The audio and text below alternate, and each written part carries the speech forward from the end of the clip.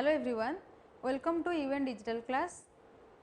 In today's lecture, we are going to discuss about instructions and instruction sequencing. In previous lecture, I have already discussed about word addressability and byte addressability and different types of byte ordering techniques. So, in this lecture, we will discuss how the instructions in a program are executed one after another and how the processor executes this. Okay. So, basically what happens when we are executing an instruction, there are some operations which we have to perform. Okay. So, what are these basic operations? As we know that there are 5 functional unities. What are these? I have already discussed in my previous lectures about the functional unit. If you are not understand the functional unities, then go through that videos. The one is memory unit, then ALU, control unit, input unit and output unit. We will discuss how these units are performed the operations. Okay, let us see. There are 4 basic operations which a processor performs during a program execution or instruction execution. Okay. What are these? First, we have to transfer the data between the processor and memory. So, first operation is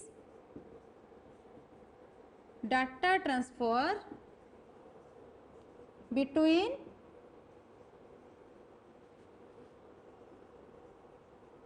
memory and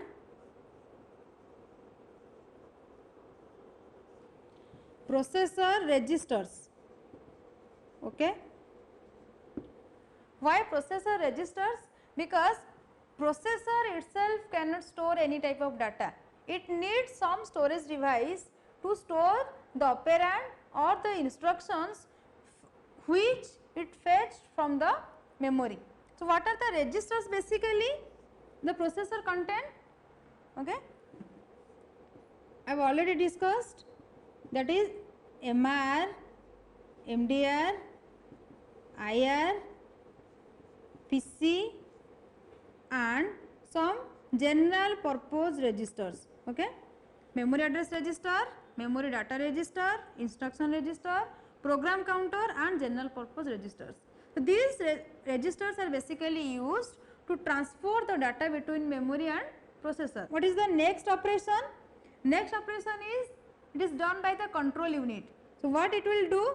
It will control, it is one operation, it is done by the control unit, and another operation done by the control unit is the program sequencing. Okay. If we are having multiple programs in a system, then control unit has to sequence that programs, which one will be executed first and which one will be in the next. So, what is the third operation? Third operation is our arithmetic and logical operations, which is done by the ALU. Okay. And another 2 functional units are left, that is input unit and output unit. So, we will do that IO transfer. Okay. So, these are the basic operations which a computer system performs during an instruction execution. One is the data transfer between the processor and memory, next one is the control and program sequencing, and another one is arithmetic and logical operations, then last one is our IO transfer. This is done by memory unit and processor unit, this is by control unit and this is by ALU unit, arithmetic logic units, and this is by input unit and output unit. To perform these operations, we are having some syntax because computer does not understand the high level languages. Okay. And there is a language called as assembly level language which are used to do the operations.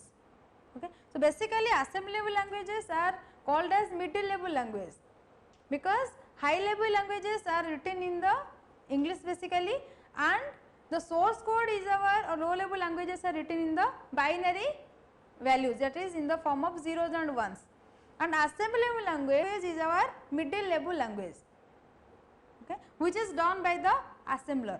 So, there are few notations by using which we are writing some programs. Okay. To perform these operations, we are writing some instructions. There are basically two types of notation which were used to write these type of programs. So, what? One is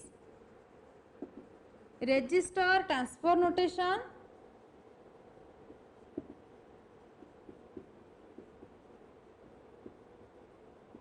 and another one is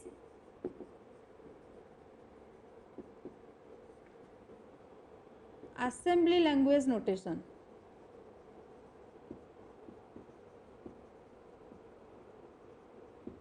Okay.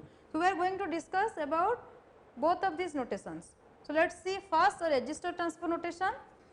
So, let us see what do you mean by register transfer notation. Here, when we are performing the following operations like the data transfer between memory or processor, ALU operations or IO transfers, all of these are performed by using the registers only. Whether it is a memory operation or whether it is an execution operation, anything is done by the registers. Okay. So, how we will write that register transfer notation, we will discuss. So, there are some special type of registers which are used to perform the operations. So, to perform this operation, we are having the processor registers which I have discussed,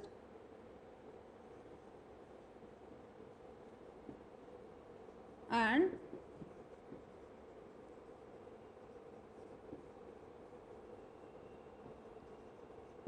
memory location, then IO subsystem registers. That means, when we are writing an assembly level language program, we are using these forms or this syntax, we are using these concepts to write the register transfer notations. So, processor registers are what I have discussed before, that are general purpose registers, PC like this. And what are the memory location? To denote the memory location in the register transfer notation, how we will write? We have to write like this: LOC place, okay, then A for accumulator, variable 1 like this. So, these are some notations which are used to denote the memory locations in register transfer notation format, and to denote the IO subsystem, that means the IO transfer, we are using some registers like data in, data out, in status like this. So, these registers are the predefined registers and these names are also predefined. So, we will use these values or these names to denote the following registers, and to denote the processor register, PC is denoted as PC, and to denote general purpose registers we use R0, R2 like this up to Rn if there are n number of registers. So, we use these syntax to denote processor register, memory location and IO subsystems in the register transfer notation. So, let us take some example. We are transferring some content from the memory location to a general purpose register, then how we will write? What we will do? We are transferring the content of a location. When we are writing the content, we have to enclose the memory location within the square braces. It will transferred into let one general purpose register, that is R5. So this instruction denotes what? The content of memory location, and that memory location name is LOC. Okay. This will be transferred to R5. That is our processor register. So this is the notation of data transfer between the processor and memory. Okay. Data transfer between the register to register, how we will write? Like this.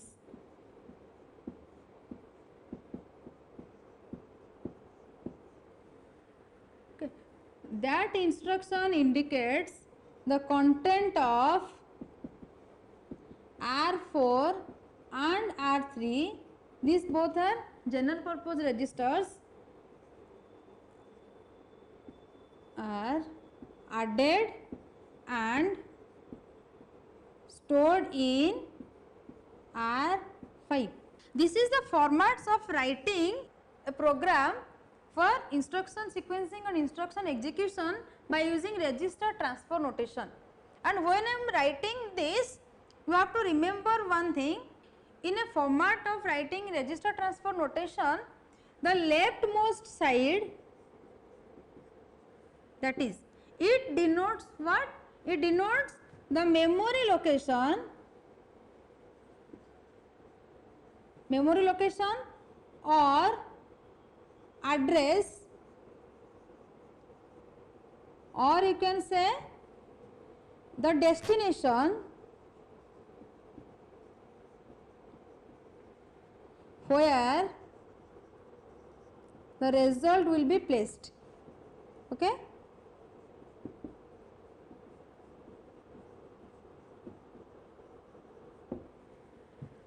So left side will be always the destination and right side is our always the source, or you can call it as value, as we are fetching the content of some memory location. So what a memory location stores? It stores some value, okay, value or address, anything. So we will collect that and store in the destination part. So rightmost side is our value, or we call it as source. So in a register transfer notation, source is always written in the right side and destination always written in the left side. Sorry, when we are fetching the content of a memory location or register, we denote it within the square braces. This is all about register transfer notation. Let us see about the assembly language notations. So in the assembly language notation, when we are denoting these memory locations or processor registers or IO transfers, we will direct write by using the opcode, source and destination. Okay. So what are the opcodes basically? In the assembly language notation, if we will write this, then how we will write? We will write load what? We are loading location into the R5. That means the content of the memory location LOC to the general purpose register R5. So we will write location to R5. Okay. So basically what this means? Load the content of LOC to R5. And when we are denoting this plus R3, we will write simple add what? We are adding R4 with R3 and stores their result in the R5. So, this add and load, these are called as opcode. Basically, what are the operations we are performing, that is given by a coded format, it is called as opcode or operational code, and these are the operands. Okay. And what will be the operations will be performed, or that is concluded by using the opcode. That means, when the opcode is add, the operation is our addition operation. What will add? Will add this. Okay. So, this means the first 2 is our source and rightmost is our destination. Okay. If I will write add R4 R5, then always the rightmost is our destination and leftmost is our source. We will discuss it later videos. So, you have to remember these things, and in some books also it is given other format like this R4, destination in the left side and source in the right side. So, it depends on you which book you are following. Okay. In different books the format is different. Okay. The opcode is same, operation is same, but the syntax of writing source and destination is different. Okay. Someone is writing destination in the rightmost side and some books are writing the destination in the leftmost side, but you have to follow any one of these. So, this is all about the assembly level language notations, and let me tell it again. In assembly level language notations, we are performing the operations by using the opcode and the operands, and the opcode is used to give the information about the operation which is going to be performed, and the opcodes are used to do the operations, or on the operands we will perform the operations by the arithmetic or logic unit. Okay. So, to perform these operations, the processor uses 2 phases, basic 2 phases. The 2 phases can also be divided into multiple phases, which I will discuss in the pipeline concept. Okay. So, what are the basic phases? One is fetch, another one is execute. Okay. So, in the fetch, what the system do? It performs the fetching operation, or you can say the read operation. It will read from the memory. Okay, and store in the processor registers, any type of register, and after the fetching done, then execution process start. So, what in the execution fetch performs?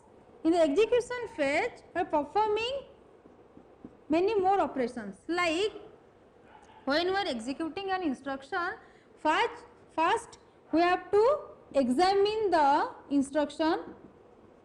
Okay. That means we have to find out what the instruction indicates, and then you have to find out the operations to be performed. Like I will try to execute this instruction.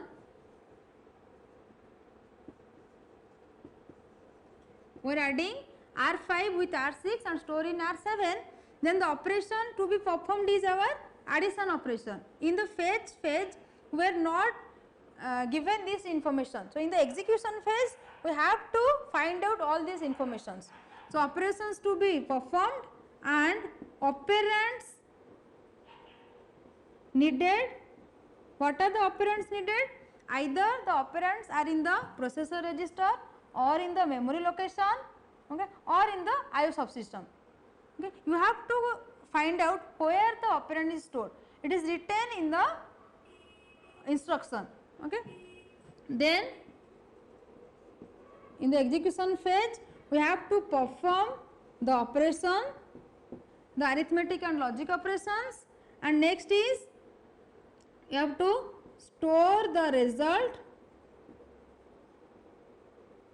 That means after performing the addition operation of the content of these registers, we have to store the result in the R7. Okay, that is done in the execution phase. And next one is what? After executing the instruction, we will go to the next instruction. Okay. And that next instruction, where it will be stored? It will be stored in the PC. So you have to increment the PC. So PC incremented, and PC is incremented according to your byte addressable, either by 4, by 2, by 8, it depends on the byte addressability you are using in your system. So PC is incremented, and after executing the current instruction, then the next instruction whose address is stored in the PC will be fetched from the memory, and this operation will be performed again like a cycle manner. Again fetch, then again execute, then again PC incremented, then from the PC we will get the address of the next instruction, and this operation will be performed again. According to the instructions, we have to perform the operations, whether it is a load operation, whether it is a store operation. In a store operation means we have to write. Write operation what? Here when I am adding R5 and R6 and storing in the R7, that means these two performs the read, and in this register we are performing the write operation. In the read operation we are not updating the values, we are just copy the values and add it, but when we are performing the write operation we are updating the value of R7, okay, or the destination. So you have to remember these things. When we are doing some operations, source operands are not updated, or the content of source location are not updated, but the destination location content is updated. Okay. So these are some operations and these are some phases which we have performed to execute an instruction. This is all about the today class. In the next class we will see how we will execute different types of instructions like straight line sequencing, branching and different instruction formats, because here I am writing like this. Also you can write add R5, R7, because you have to add R5 with R7 and store in R7. There are different instruction types which we are using in the assembly level language programming. We will study it in the later classes.